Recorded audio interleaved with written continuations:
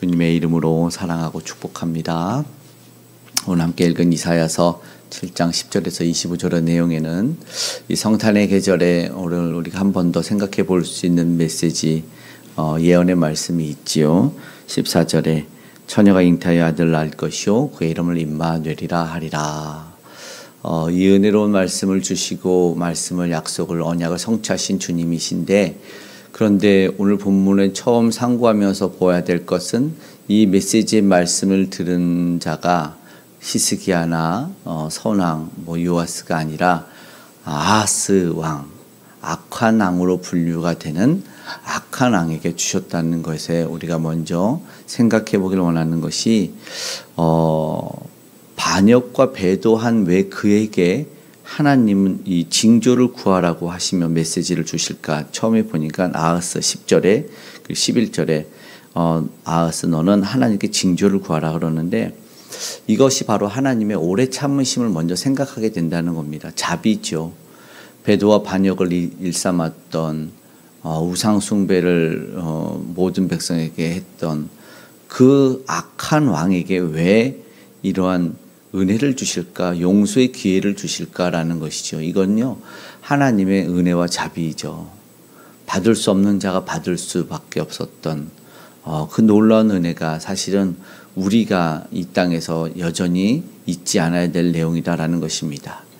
오늘 우리는 하나님을 모르고 등지고 살고 때로는 정말 중요할 때 하나님을 잊어버리잖아요. 그러나 그 와중 속에서도 하나님은 은혜를 베풀어 주신다라는 것을 기억했으면 좋겠습니다. 그래서 임마누엘 하나님, 우리와 함께 하신 하나님 속에서 도우시기 위해서 이 땅에 오셨다라는 것을 기억했으면 좋겠습니다. 그런데 중요합니다. 이제 그럼 아하스 왕이 이 은혜의 말씀을 아멘으로 받았을까요? 12절의 말씀에 바로 말하네. 아하스가 이르되 나는 구하지 아니하겠나이다. 이 안타깝네요. 은혜 주실 때 받아야 되는데 거절합니다. 이것은 우리가 배우지 말아야 될 것이죠. 거절을 어떻게 해석을 해야 될까요? 사실은 우리가 이 시대도 만연하고 완악함 속에 있는 우리의 모습도 이거 아니겠습니까? 나 하나님 없어도 살 수 있습니다. 나는 충분히 뭐든지 버틸 수 있다. 교만한 것이죠. 이런 거절과 거부 속에서 안타까운 모습, 물에 빠져서 죽어가고 있는데 자기는 괜찮다고 모든 구명 도구들을 거절하는 모습이고, 온몸에 암이 퍼져가고 있는데 나는 괜찮다. 그냥 담당 의사가 얼마나 속이 타겠습니까? 그 환자보다 더 병을 잘 알고 있는, 치료도 약도 거절하면서 자기 스스로 뭔가를 해보겠다고 하는 그런 모습이 오늘 비춰지는 것 같아요. 저도 이 아하스 왕의 거절의 모습을 보면서 한때 이 무좀이 다가와서 좀 고통스러웠던 적이 있는데, 안타깝게 어떻게 치료가 됐냐면 기도로 되진 않았어요. 왜냐하면 기도를 안 했었어요. 약으로 되더라고요. 근데 왜 제가 미련한 모습을 보았냐면, 그냥 나는 그냥 물로 씻으면 되겠지, 비누식 잘 씻으면 되겠지 생각했는데, 야, 이 무좀균이 우리 무슨 마귀 같아요. 달라붙더니 안 없어지더라고요. 끝까지 붙어 있어요. 그래서 절대 물로도, 물론 키운 것도 있어요. 환경도 안 좋았어요. 계속해서 번져 있어요. 근데 중요한 것은 물과 비누만 의지하고 그냥 소망만 하고 사라지겠지, 아니란 모습이에요. 그걸 보면서 똑같다. 그러면서 치료될 때는 이럴 줄 알았으면 빨리 약을 바르고 처방을 받을 걸. 그러면서 그 어떤 시간들이 좀 힘들었던 게 좀 안타깝다. 똑같은 모습인 것 같아요. 차라리 기도라도 했었으면 좋았을 텐데, 이 발자국 기도하기가 뭐 있고 이거는 안 해도 된다라는 그런 생각을 했던 것 같아요. 다른 사람들에게는 기도하라고, 야, 작은 거 하나 큰 거 하나 기도하라고 말해놓고, 저는 정작 힘들면서도 기도해야 될 일이 아니라고 생각한 거죠. 사실은 기도는 모든 영역에서 해야 되는데 안 한 거예요. 그리고 중요한 건 그냥 사라지겠지 가만히 있었던 모습인 거예요. 이것이 아하스 왕이나 저나 똑같이 미련한 모습 같다 생각이 들었어요. 어디서든 치료해 주시는 주님 앞에 의지하고 치료책을 거절하지 말고 내 생각으로 교만하지 않고 나아가야 된다. 그런 메시지를, 그래서 오늘도 하나님의 도우심이 우리에게 주어졌을 때 받아야 된다. 답이 어디 있습니까? 하나님에게 있어요. 13절부터 메시지인데요. 우리 다시 한번 14절의 말씀 한번 읽겠습니다. 그러므로 주께서 친히 징조를 너희에게 주실 것이라. 보라, 처녀가 잉태하여 아들을 낳을 것이요 그의 이름을 임마누엘이라 하리라. 아멘. 너 징조를 구해봐라 그랬는데 징조를 거절했더니 하나님이 도저히 안 되겠다, 내가 징조를 그냥 줄게 라고 말씀하시죠. 이게 은혜죠. 예언의 말씀이 사실 당시 아하스 왕의 시대에도 임했지만 미래 궁극적인 인류에게도 임한 은혜의 말씀인 것이죠. 얼마나 감사합니까? 은혜입니까? 미래 그리스도가 오셔서, 그 메시아가 오셔서 인류 구원의 문제를 해결해 주시는 것이죠. 현재 당장에도 문제가 해결받고 예수 그리스도를 믿는다는 것은 궁극적인 영혼의 문제 해결을 받는다는 것을 기억했으면 좋겠습니다. 역사의 주권자는 우리 주님이십니다. 우리 하나님께서 지금도 그 모든 인류 세대를 넘어서서 앞으로도 구원받을 자들을 위한 그 구원을 온전히 이루어 주셨다는 것입니다. 그렇게 17절부터 또 말씀을 보면 재앙이 언제부터 시작됐는지 알려줘요. 미련한 아하스, 저와 같은 사람들이 언제 재앙이 시작됐을까? 이건 뭐냐면 17절에 하나님을 떠났을 때부터라는 겁니다. 너와 네 백성이 이 안타깝게 유다를 떠날 때부터 보지 못한 날이 임한다. 17절에 분명하게 얘기합니다. 돌이켜보면 교만해서 오늘 우리가 내가 해보겠다. 그리고 언제요? 기도를 잊어요. 말씀을 잊어요. 그러면서 분명히 내가 뭔가 열심을 내고 피곤하고 곤비하고 정말 하루를 정말 열심히 살아내는데 피폐해질 때가 있어요. 언제예요? 하나님 없을 때. 그러니까는 마음적으로, 육적으로는 우울하고 곤고하고 피곤하고 영적으로는 어둡고 피폐해져요. 왜 그렇습니까? 하나님이 멀어져요. 근데 중요한 거는 외적인 문제가 그리하지 않을 때. 왕이잖아요. 아하스는 왕이었어요. 신하들이 있고 밥 갖다 주고 자기의 모든 지처를 해줘요. 왕들이 교만할 수밖에 없어요. 애굽 왕이 그랬던 것처럼. 요술사 시키면 똑같은 일을 만들어내는데 왜 자기가 무릎을 꿇고 사과를 해야 됩니까? 안 하죠. 교만한 자들은 사과하지 않아요. 우리 외적인 문제가 보이지 않아도 점검해야 될 문제가 있습니다. 내가 하나님을 바라보며 가고 있는가?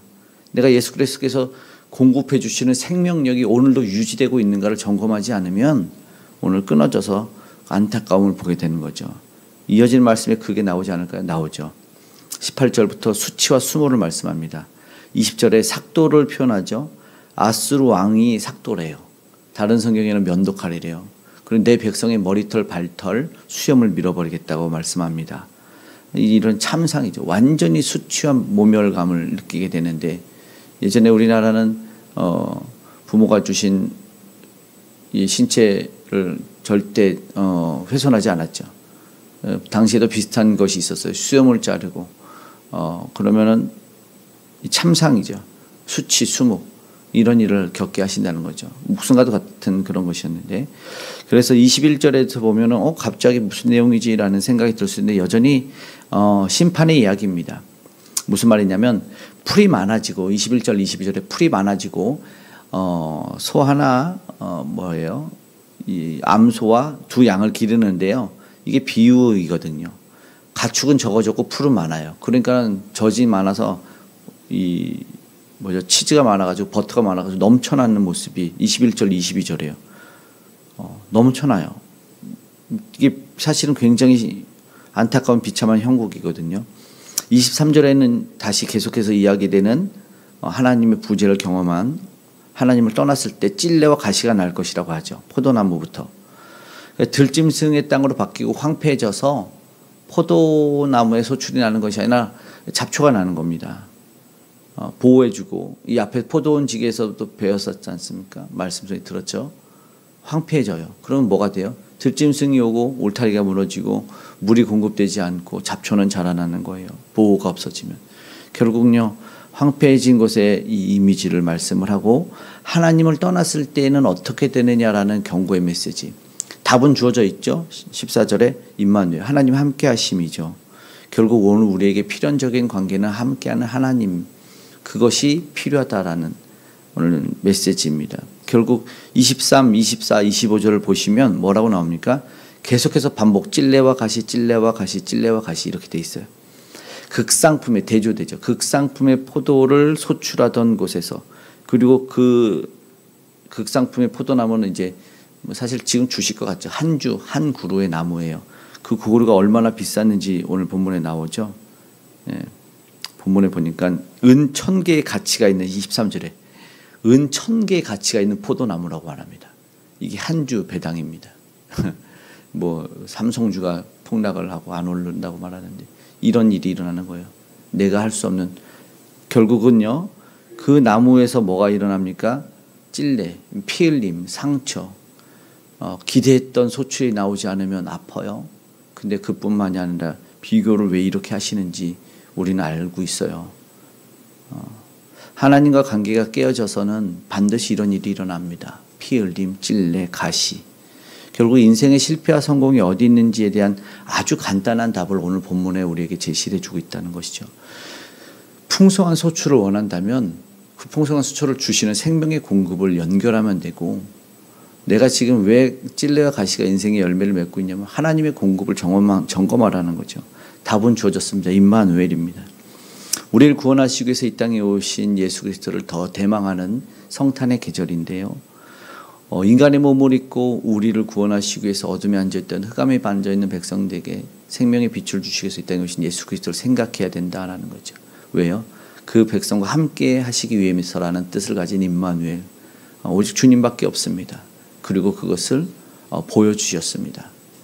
구유의 누이심으로 말미암아 우리와 함께 하실 거라는 그 인류의 비참함을 친히 짊어지고 오신 예수 그리스도를 생각하고, 오늘 우리는 내 마음에 그리스도를 영접하고 내 삶의 모든 영역에 주님과 연결되어 있는지를 점검할 수 있는 시간이 되었으면 좋겠습니다.